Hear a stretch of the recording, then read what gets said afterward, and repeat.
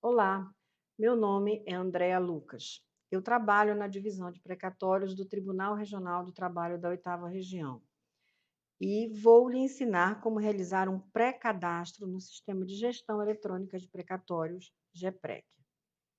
Vamos lá. Ao acessar o sistema, na tela principal, escolha o menu RP Precatório/RPV Federal, na opção Pré-cadastro de RP. Na tela principal, para criar um novo pré-cadastro, clique no botão Adicionar. Digite o número do processo com todos os zeros e clique no botão Buscar.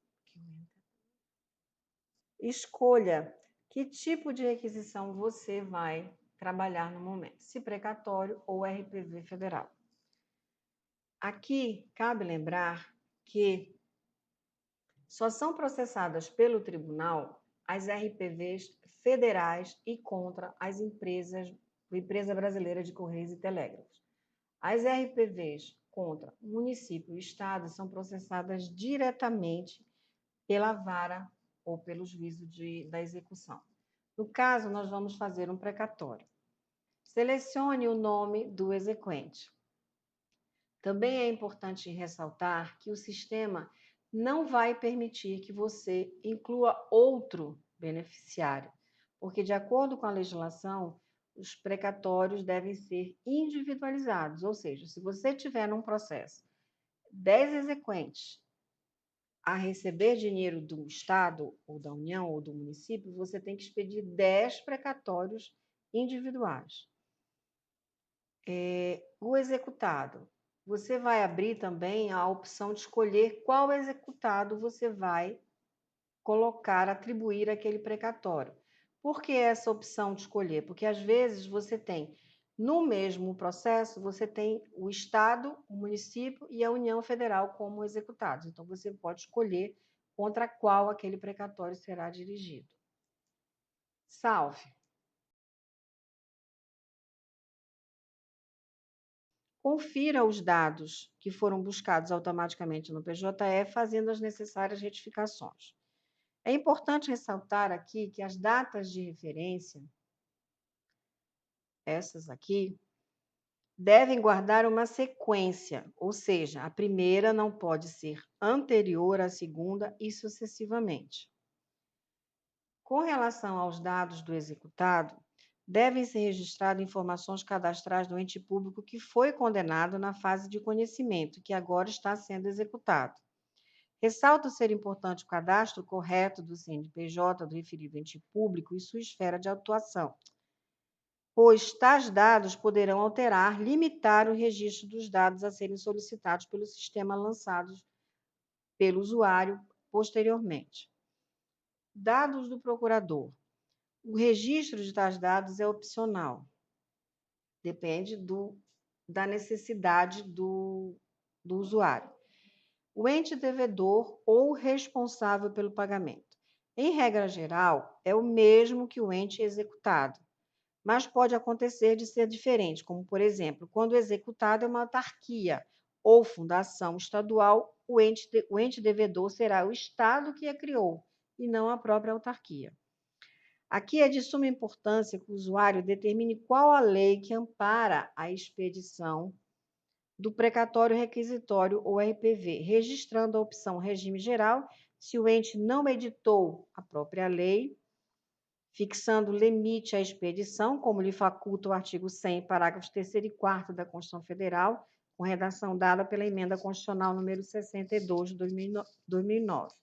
Se houver lei específica sobre a questão, esta deve estar nos autos e previamente cadastrada no sistema GEPREC, pela divisão de precatórios, para que esta esteja possível para ser registrada, que esta esteja disponível para ser registrada.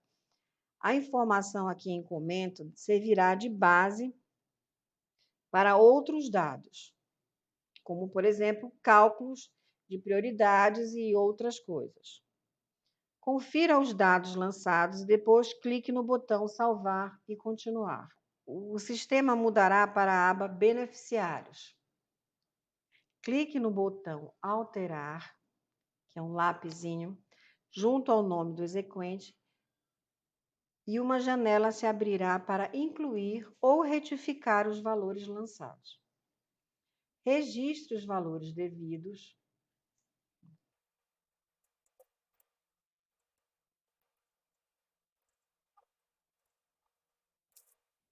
e salve. Nesse caso, nessa janela, você ainda pode estabelecer se foi deferido ao beneficiário o benefício da prioridade processual. Também cabe ainda ressaltar que esse benefício de prioridade processual, ele não deve ser confundido com o benefício da concessão da justiça gratuita, que são dois benefícios, são duas coisas distintas e independentes.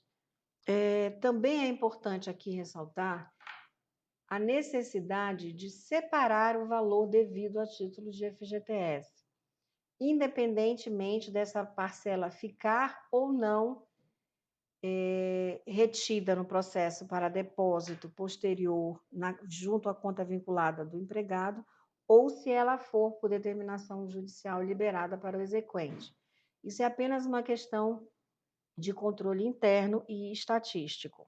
E também servirá para, no caso da ocorrência de pagamentos parciais, em que o sistema está preparado para ir abatendo os valores pagos em uma sequência lógica: exequente líquido mais imposto de renda, FGTS, INSS e, posteriormente, INSS e custas. Feitas essas observações, estando todos os dados corretos, salve.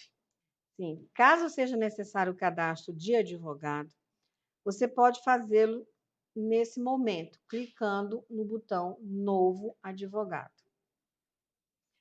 O que é um processo bem simples, basta você lançar o número do CPF e buscar. E todos os passos seguintes em relação ao cadastro de advogado são intuitivos. Fechar. Cabe esclarecer que a teor do disposto no artigo 5º, parágrafo 3º da Resolução número 115 de 2010 do CNJ, ao advogado será atribuída a qualidade de beneficiário do precatório quando se tratar de honorários sucumbenciais ou contratuais.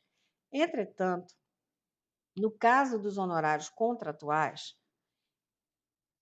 o advogado que queira destacar do montante da condenação que lhe couber e ser assim considerado como um beneficiário do precatório, deve juntar aos autos o respectivo contrato antes da apresentação do precatório ao tribunal, conforme determina o parágrafo 2º do artigo 5º da resolução já mencionada antes.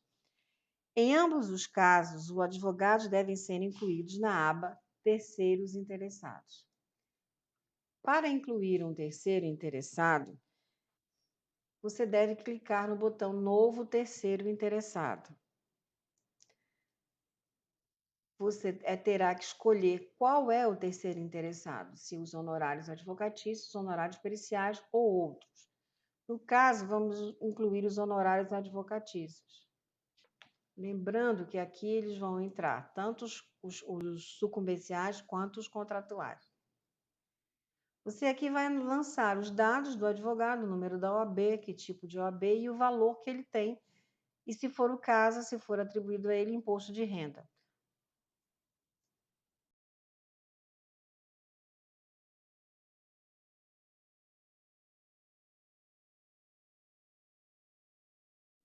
Pronto. Feito isso, é só finalizar o cadastro. Ao confirmar o pré-cadastro, o sistema retorna para a tela inicial do pré-cadastro, onde você pode observar a existência de 4 abas. Na primeira, em cadastro, você tem a relação, aparecem listados os pré-cadastros que já foram criados, porém não finalizados.